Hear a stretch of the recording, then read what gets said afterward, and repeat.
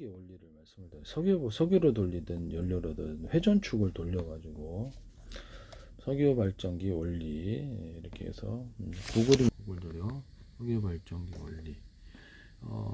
석유로 하든지 고온고압의 전기를 터빈으로 분사해서 터빈의 회전 운동으로 바뀝니다.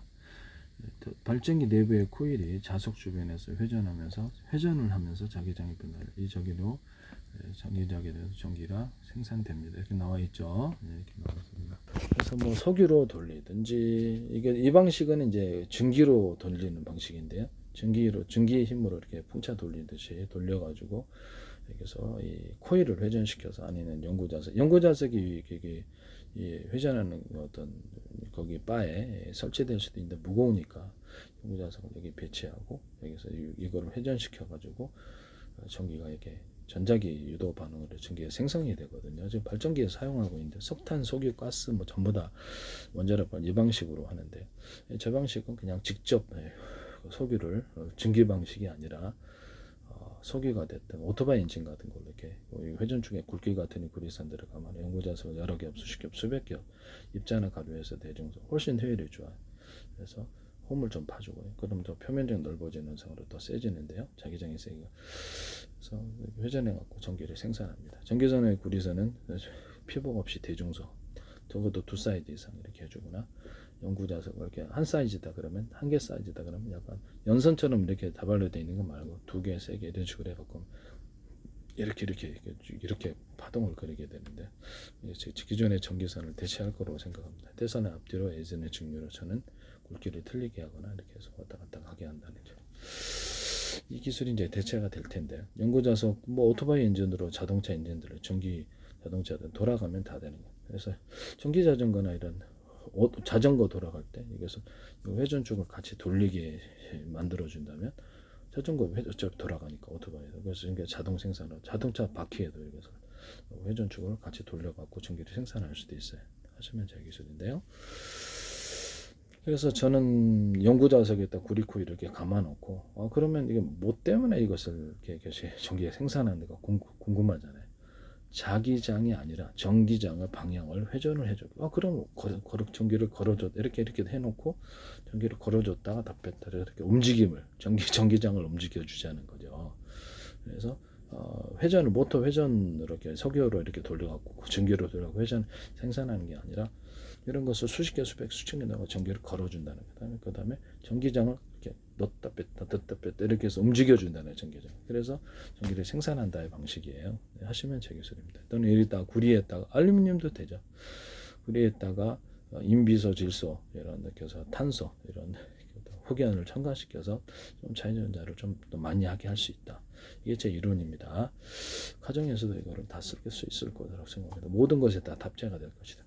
그래서 나노 구조로도 되고 필름식으로도 페인팅을 해도 돼요. 페인팅을 해가지고 비닐에다가 절연 구조 넣고 페인팅을 하고 플라스틱에도 되고 뭐 어디에도 다 됩니다. 천에도 되고. 그래서 이게 절연 구조는 너무 타지 않으니까. 그래서 좀 걸었다 뺐다 저랬다 뺐다 이렇게 하고 들인 전기보다 나온 전기가 더 많다 이 말씀입니다. 그래서 뭐 이렇게 외부 회로를 통해서도 빼도 되고요. 이렇게 떴다 뺐다 그래서 전기장을 갖다 변화를 시켜주는 운동을 시켜준다는 거예요. 그래서 자기장을 건드려 준다는 거예요. 그래서 이런 방식으로 하면 되게 획기적이다. 이것이 아무래도 반도체에도 다 들어갈 것이다라는 것을 말씀을 드립니다. 반도체 같은 이제 구리에다가 구리를 대중소로 놔야 돼요. 대중소 그래야지 왔다 갔다 전자 운동이 생기게 되거든요. 틀린 차이로 인해서. 그래서 좀 전위의 차 때문에 그러는데 전도차 때문에. 일단 인비소, 질소, 흑연, 탄소를 넣어주고요. 그다음에 여기다가 옆에 반응하던 노는 것을 화합물로 넣어도 됩니다.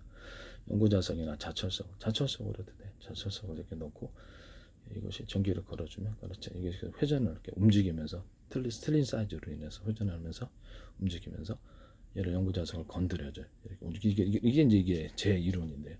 계속 발전을 한다는 거죠. 이렇게 해서 이렇게 그 안에서 틀린 사이즈로 인해서 계속 전기장을 움직임으로써 이 자기장을 건드려서 계속 전기가 생산이 될 거에서 전기가 있느냐 없느냐를 또 오랫동안 저장 구조를 가져갈 수 있는 것이죠. 이 틀린 사이즈 때문에 그래요. 현재 있는 LED 반도체나 LED 발광 소자, 이렇게 레이저 발광 다이오드, 뭐 이렇게 필터 소자, 태양 전지에 들어가는 이런 모든 전력 반도체도 안에 들어가는 금속 알갱이를 대중소, 비금속 알갱이 대중소 넣으면 또도 두 사이즈 선 넣으면 왔다 갔다 한다는 게 움직임이 생겨서 연고 자석을 건드려 생산하는데 그걸 하시면 제 기술입니다. 인비소, 질소, 흑이온, 탄소를 섞어주곤 하시면 제 기술이 되겠어요. 구리도 되고 알루미늄도 금속은 다 돼.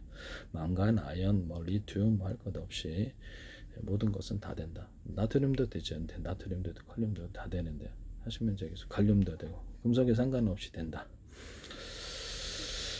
트랜지스터에도 하고 형광체에도 이것이 들어갈 수 있고요. 안 들어가는 데는 없습니다. 산업상에 있어서 이 전기장을 걸어줬다 빠졌다 이런 방식으로 배터리로 만들어야 되고 태양전지로도 되고 태양전지를 대신 태양전지도 해도 되지만 집안에서 이런 거 수십 장 겹쳐가지고 저런 구조를 갖고 50장짜리에서 전기를 넣어줬다 뺐다 이렇게 방향을 바꿔 그래서 이거를 바꿔 넣었다 뺐다 전기를 해서 전기장을 움직여서 자기장을 자극해서 전기를 생산하는 방식이라는 거죠. 뭐 회전해서 돌리나 이렇게 전기장을 움직이는 거야. 그럼 전기장을 넣었다 뺐다 빨리 전기장이 변화하잖아요. 그럼 운동력이 생깁니다. 운동이 생기죠. 그래서 자기장을 건드려 전기를 생산하는 방식이다. 나노 구조로도 된다. 대중소, 구리 코일을 구리 같은 거 알루미늄도 되고 철도 돼요. 자철석 같은 걸 대중소로 분말을 넣어주고 그렇게 딱 발라가지고 코일 박의 형태로도 되고 전기 코로도 계속 해봐요. 전기가 많이 생산되죠. 50장짜리 이게 어떤 저렴 구조를 가지고 배터리가 나온다는 거. 우리 집 10개의 배터리 갖다 주세요. 전기 생산을 이렇게 됩니다. 그래서 이것은 제 이론이 거짓말이 아니고요. 이제 발전기도 지금 전기를 생산하고 이렇게 생산하고 있기 때문에 방식만 틀리게 바꿔서 전기가 생산된다라는 것을 말씀을 드립니다. 다시 읽어드릴게요. 발전기의 내부에 코일이란 구리 코일, 일반적으로 구리 코일, 알루미늄 되고 철도 되고 다 되는데 자석 주변에서 회전을 하면서 코일이 회전을 하는 거예요. 연구자에서 가만히 코일이 회전. 근데 이것을 물 증기로 끓여서 회전축을 돌리느냐, 석유로 직접 그렇게 회전축을 돌리느냐인데 저는 오토바이 발전기 같은 것도 가능하다. 오토바이로 이렇게 석유로 직접 연소기관을 이렇게 녀석이 크랭크 축을 이용해가지고 타고 막 회전 운동을 할 수 있잖아요. 그리고 그 방식으로 자동차 이렇게 폭발 행정을 통해서 회전축을 돌려주자는 거죠. 돌려줘가지고 생산을 한다. 그렇게 말씀을 드렸었죠.